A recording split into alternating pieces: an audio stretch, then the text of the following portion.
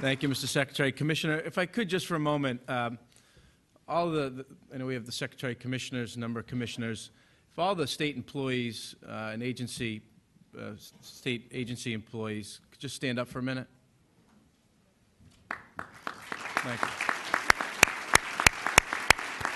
First, and I wanted to do that personally to thank them on behalf of the governor, myself, for the work that they do each and every day. But, you know, Paul alluded to the challenges that we're all facing as it relates to the economy and budgets. And what gets lost sometimes is the shared sacrifice that is taking place among our state employees. 40,000 of the 45,000 employees under the executive branch have taken pay cuts, are paying more in their health insurance and co-pays so that we can do everything we can to salvage and maintain and hold on to the integrity of core programs. So I just want to personally thank them and make sure that all of you are aware of what they're doing.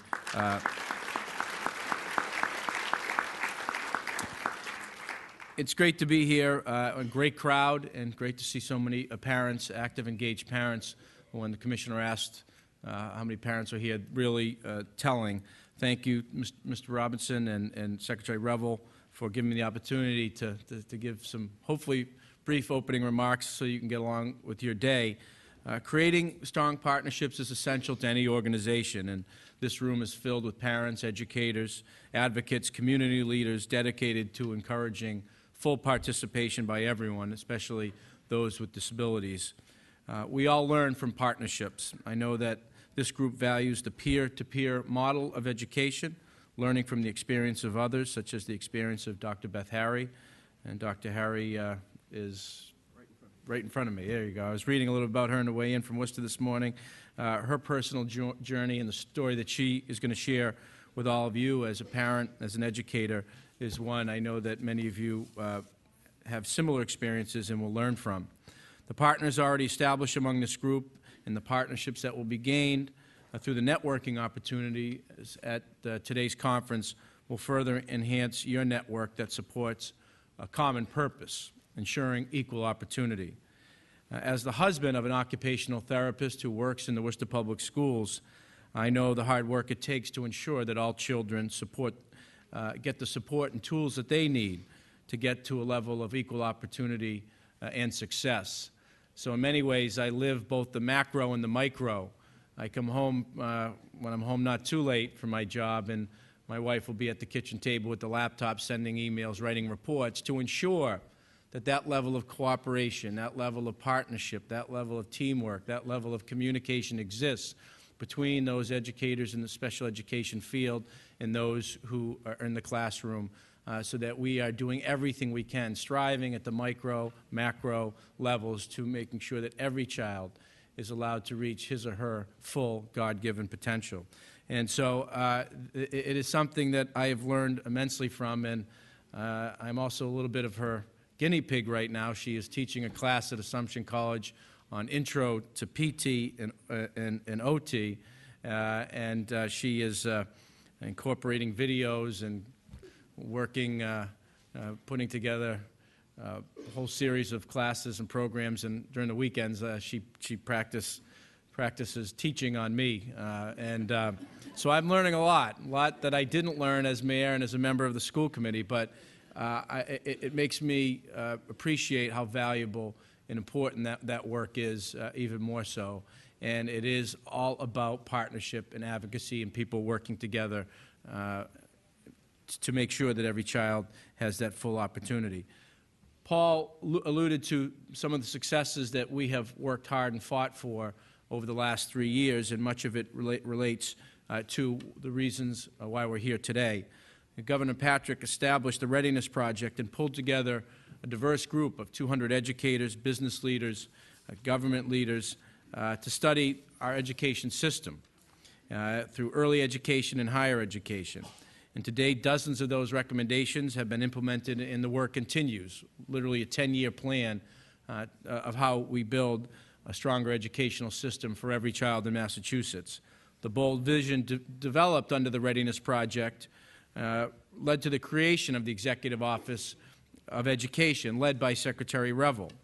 this proposal, and as was mentioned earlier by Rich, sometimes the media seems to have a penchant for focusing on where there's disagreement or dissension.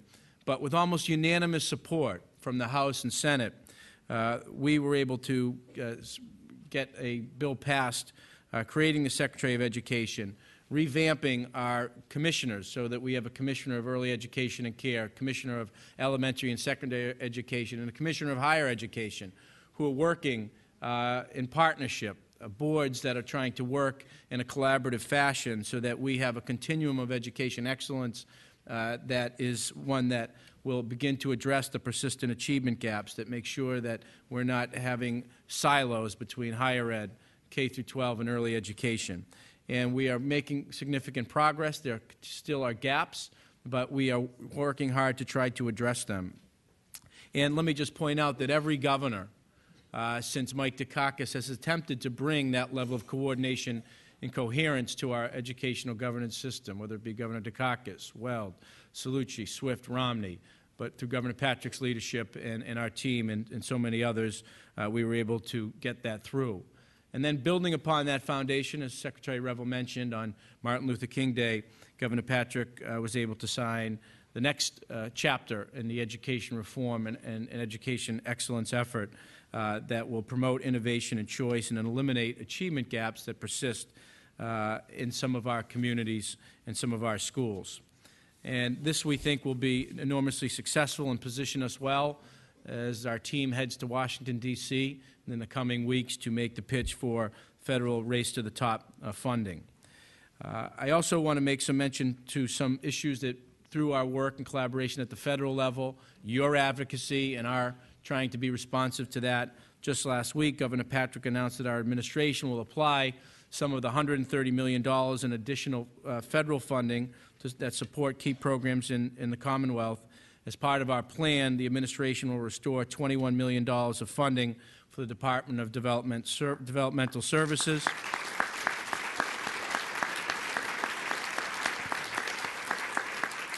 This restoration of funds will maintain community-based options, housing options in fiscal year 2011 for all individuals who currently have or plan to have those options.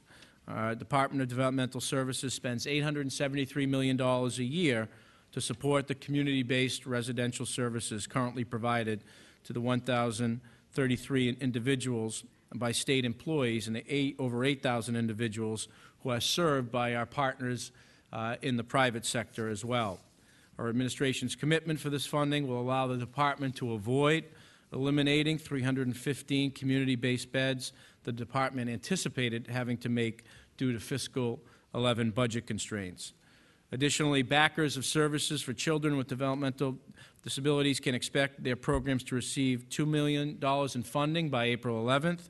By creatively working together with the Secretary of Administration and Finance, Governor Patrick and I were able to secure these funds and direct them for this use, filling in some of the existing budget gaps that we have. Even with this good news or progress in restoring and trying to maintain a level of funding, we do have more work to do, and that is why we're all gathered here today. We want to make sure that we continue the Commonwealth's tradition of success in making sure that all of our children can reach their full potential. We are recognized in many areas for the success and high performance of our students on exams. This strong record may confuse some as to why we need continued education and improvement in Massachusetts, and why is that continued improvement so critical. Yes, Massachusetts public high school students rank first in math, second in critical reading, and second in writing in the 2009 SAT results. And yes, the 2007 Trends in Mathematics and Science Survey, Massachusetts fourth graders ranked third in the world in math and second in the world in science, while eighth graders ranked sixth in the world in math and tied for first in the world in science. However,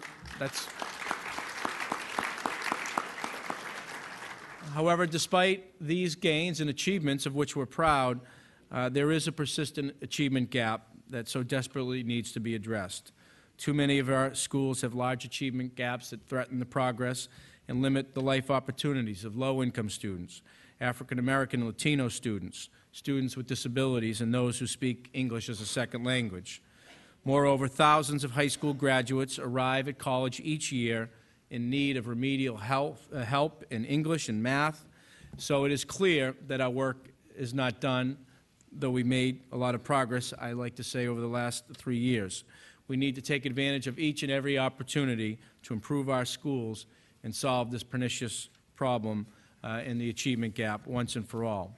As both Secretary Revel and Commissioner Chester noted, I believe it was last week, in an op-ed that was in the Boston Herald, Massachusetts has been participating in a new initiative to produce Common Core standards.